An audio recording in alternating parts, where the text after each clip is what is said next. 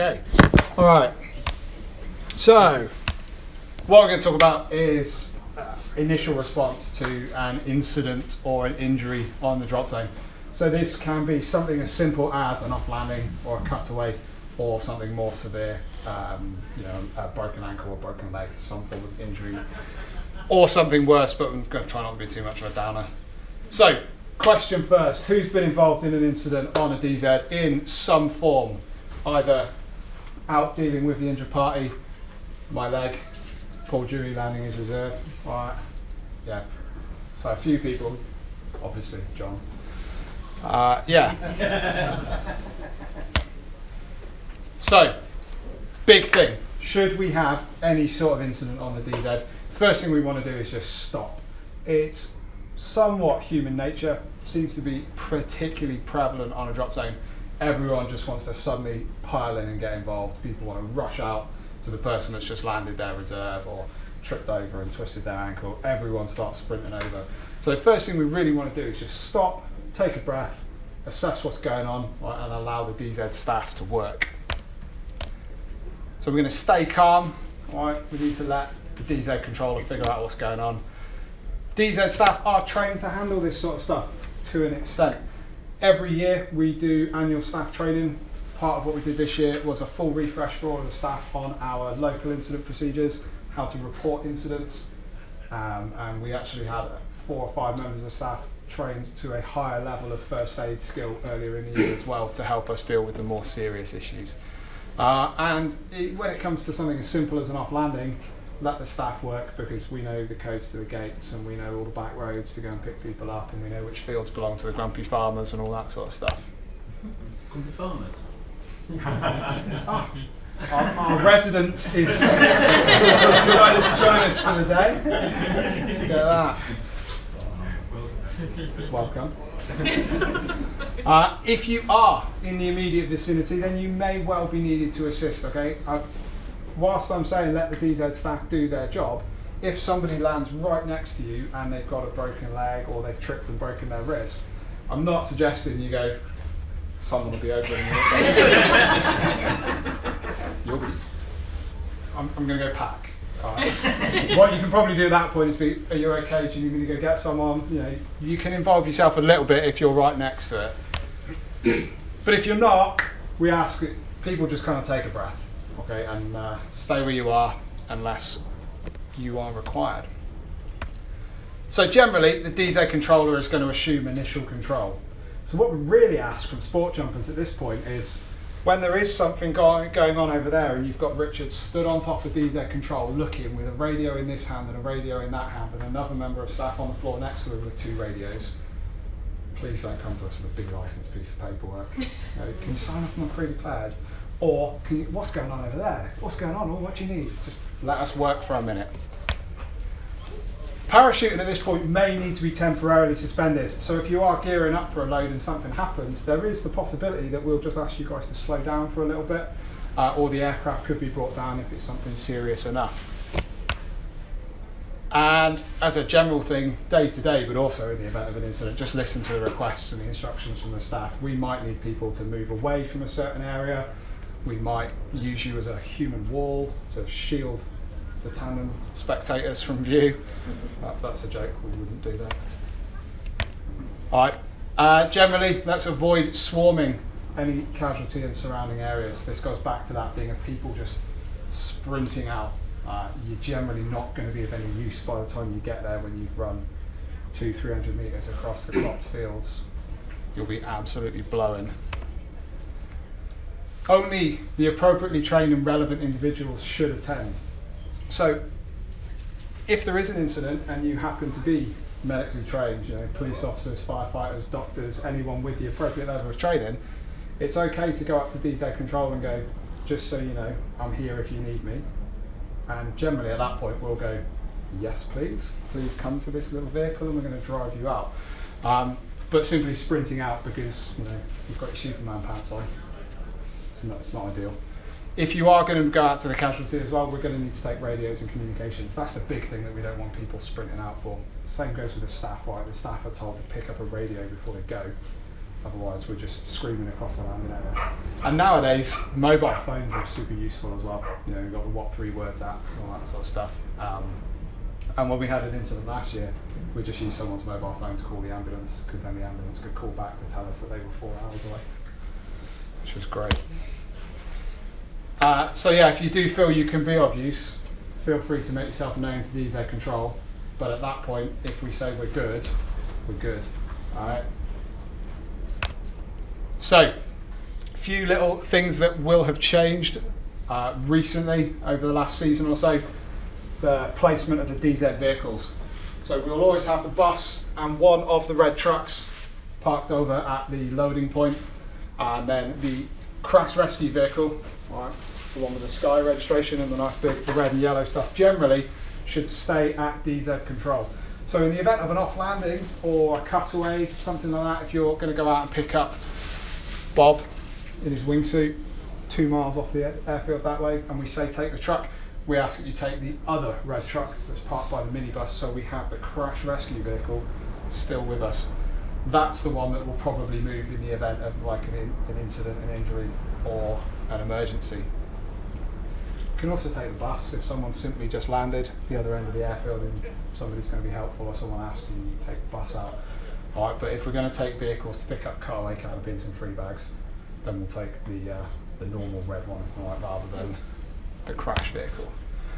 So if you do end up first man there, as a general rule, try not to move them. If they're conscious, they might be moving, they might be trying to get themselves comfortable if they've hurt their leg. But if somebody's not conscious, then we don't move them unless we absolutely have to. I'm not going to go in depth with first aid or any sort of medical stuff here, so I'm going to gloss over all of that. Where possible, we're going to leave helmets on. Right, for the same deal, if somebody has had what the emergency services would always class as a fall from height, because they generally try not to remove the helmets. There are ways to remove some helmets, but full faces, I can't think of an easy way to remove a full face helmet without moving somebody's neck, for example. If you are trained and you know what you're doing, then you can begin the primary and secondary surveys, general first aid stuff, Dr. ABC, looking for any life-threatening injuries, signs and symptoms. If you are not the first on scene, please allow the DZ staff to work and deal with whatever's going on. However, stay relatively nearby, because depending on the severity of the incident, okay, we may need witness statements in the event of fatal or very serious incidents. It's fairly commonplace to take a witness statement. We have fairly standard British skydiving forms, but it can also be done on just a blank piece of paper. So the staff may ask you to just write down what you've seen. It can be particularly useful for complex incidents like canopy collisions and stuff like that. Be respectful of the individual involved in this incident, so don't necessarily walk into the building and go, "Oi, Bob's just spanned himself in the landing area," because the first thing that's going to happen is everybody's going to rush outside to have a look, and Bob's going to feel very, very silly. Avoid making statements to spectators or members of the public. That kind of goes hand in hand with the point above. Okay, it's respectful of the person that's just been involved in this incident, but equally, if you're not there, you probably don't know the facts, and we don't want to fuel speculation or fuel rumours and all that sort of stuff, because it's just not good for people. So then we come to the standard military term, op minimise. Basically what this means is just kind of chill for a bit. We don't need to be posting stuff all over Facebook. Alright, in the event of incidents, social media is often the first place people find out about stuff, and that's sometimes not the nicest way to receive certain bits of news.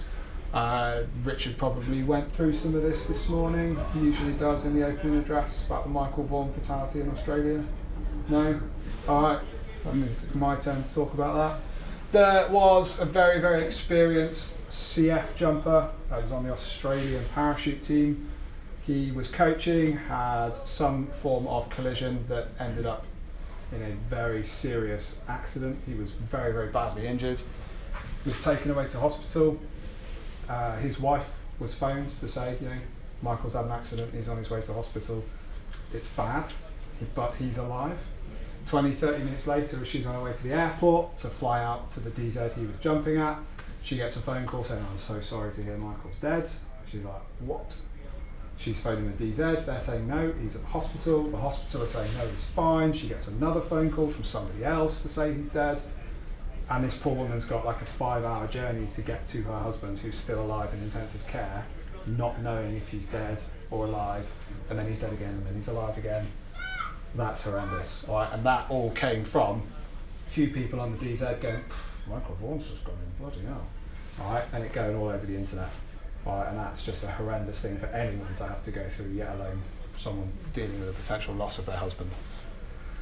So status updates, comments, posts, you know, I've seen it all before. The dreaded black profile picture on Facebook is just, I hate it. All right, that is a horrible way to find out somebody has had an accident. All right, so just respect the individual's privacy. Rumours and speculation as well. All right, generally it's how the human brain tries to process things, is to talk about what we've seen, or what's happened in front of us. But until we have facts, particularly if care is still ongoing for an individual, or even if somebody's just had a pretty gnarly malfunction and their canopy's in 2 bits somewhere in 6 miles away in the field, let's just avoid speculating and fueling rumours between ourselves as we talk, all right? Because facts will always come out at some point, be it in some form of report from STC or the jumper themselves going, nah, this is actually what happened, all right? Same goes for friends and family, text messages and phone calls. Just because somebody has an accident doesn't mean you are the one to pick up the phone to tell their significant others, their best friends, etc. I have seen that before. The individual concerned did not wish for his significant other to be informed for a reason. She was, and she turned up, and he was high on ketamine because they pumped him full of drugs, and he wasn't expecting to see her, and he wasn't particularly happy about it. So you don't have to phone people, all right? In the event of a really serious incident, the police have people that are trained to make those phone calls, and we let them do that. If I'm out lying on the landing area with a broken leg and I say, someone just let my mum know because someone needs to feed the cats or something, that's okay, right? Because I've given you permission. But what you can't do is pick up the phone to my dad. He tends to get a little bit emotional when things like that happen and go, yep, he's done it again, because he'll probably cry, and grown men crying down the phone is just weird. But yeah, he's an ugly crier, all right? So, do you have permission? If you do, cool, crack on, all right? But only make the calls or the messages you've been asked to make, and if you don't have permission, please don't. If you are going to make those phone calls to the right people, you do need to make sure that you have the correct information, because going back to that Michael Vaughan story, the incorrect or inaccurate information can make people pretty sad. So, after an incident, British Skydiving will be notified. This is generally in the form of an incident report. So show of hands again, who has been involved in an incident, who's had a cutaway? Yeah, me, plenty. Alright, who's injured themselves skydiving? Yeah, me, plenty. Okay, who has dropped an item in freefall? Who's lost a camera, or dropped a free fly tube, or... Yeah, who has landed off an airfield in a farmer's field? Yeah, wingsuiters in the room, hands up. Trackers, okay. All this sort of stuff should be reported on injury reports or incident reports. Same goes for the tandem. We have specific forms depending on the nature of the incident we're reporting, whether it's simply an off landing or a twisted ankle or anything like that. Injuries during training or on the ground, they can also be included during ground school and stuff. So these go to British Skydiving, partly for the compiling of data, okay, so we can identify trends. We can see if, you know what, actually that particular canopy, we've had 10 people have a malfunction on that brand of parachute in the last year, we should contact the manufacturer. Or actually, as happened fairly recently at STC, the safety and technical officer had to ask a particular chief instructor why one of his members of staff had cut away 5 times, I think it was, in the space of about 10 jumps. So have you checked this bloke's canopy? Because that's not normal. that's kind of what we're looking for there. But at the other side of it, it is a condition of the insurance that we're all covered by when we go skydiving. Okay, our British skydiving membership, a condition of that is that we do report incidents to allow the insurers to assess risk. Also then we'll debrief the incident and there'll be any review of rules or procedures. So from a DZ point of view, if any incident were to happen to any of you guys, we'll tend to then look through our procedures and go, okay, what's caused that? Is it a packing error? Right, did they pack it? Do we need to go and work with that person? Is it one of our packers? Okay, let's address that. Okay, Bob's twisted his ankle.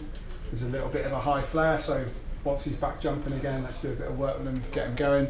Or is it a failure on the training or the procedures used on the day that's put that person in a position of risk?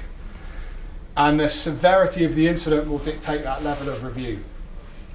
And it just kind of escalates really. Every incident will be reviewed in-house. If it's serious enough to be reported to British Skydiving, that will be reviewed by them as well as in-house, and so on and so on. We generally hope that we never have to get to this point, right, police and coroner, because that tends to be a fatality. Another point that is quite important for everyone to be aware of is after an incident, particularly a serious one, okay, or something that has upset you having witnessed it, it is important to know that counselling services are available through your local NHS. But maybe not for a very long time. Yes, that is a particular problem. But there are people to talk to. You know, we haven't had serious incidents here for a while. The last one we had, some people that witnessed that were particularly upset. And this was pointed out to us by British Skydiving that we could point people in the right direction to go and find people to talk to, and it genuinely did help the people that were upset by what they witnessed. So that is something that's quite important for everybody to be aware of. Is it's okay to go and talk to people if you've seen something that has bothered you and is upsetting you. All right. So to summarise, because I think I've covered all these points, stay calm and think. Listen to the staff. Okay, the staff will be acting in the best interest of the affected party, so the person involved in said incident or injury. So if we're asking you to move to one side or come and help us with something, then it's generally because we really need that done. Respect that privacy, respect the privacy of that individual, and then aftercare goes for the affected party, but also for witnesses. So look after yourselves, look after each other. That can also be as simple as just having a beer with someone in the bar in the evening. You know, it doesn't necessarily have to be telling them to go and talk to a professional. There we go. Boom. Done. Finished.